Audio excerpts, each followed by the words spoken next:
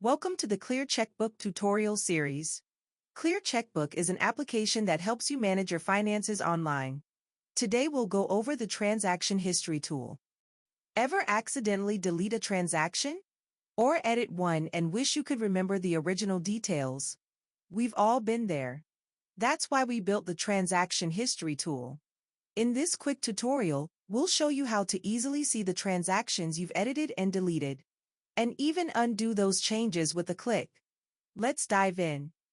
The Transaction History tool is available to all of our ClearCheckbook Premium customers and can be found by clicking on Tools at the top of the page. Whether you're a Premium member or not, whenever you modify a transaction in ClearCheckbook, we store that change in our Transaction History tool for 4 months. The Transaction History form looks almost exactly like the search form.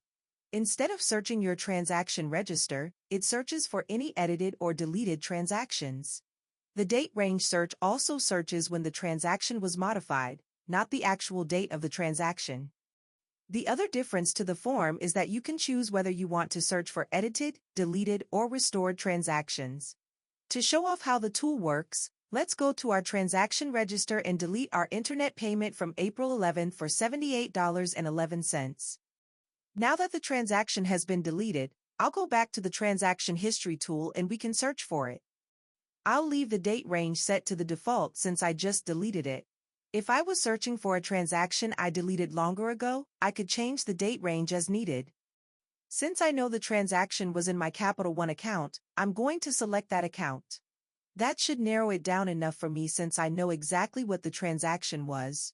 If I wasn't as sure about what the transaction details were, I could use more of the search options to narrow it down. The last thing I'll change is to select only the delete checkbox since I only care about deleted transactions for this example. When the results load, you'll see the list of the matching transactions. You can sort the transaction list as needed, but by default it sorts on the date the transaction was modified. You can see my deleted internet bill at the top of the list. To restore the transaction, I'll select it and then scroll to the bottom of the list and click the Restore button. If I made a big mess and deleted several transactions and was able to find those with the tool, I could also click the other Restore button that will restore every transaction found in the History tool. Now let's look at edited transactions to see how they show up a little differently. I'm going to select the Edited checkbox and then run the search again. If a transaction was edited, the details shown in the results are the original transaction details before they were modified. To see the current transaction, the History type column shows the word Edited with a little eye icon next to it. Click on that icon to see what the current transaction looks like. If you want to restore this version of the transaction, the process is the same as restoring a deleted transaction. Select the checkbox next to the version of the transaction you want to restore and then click the Restore button.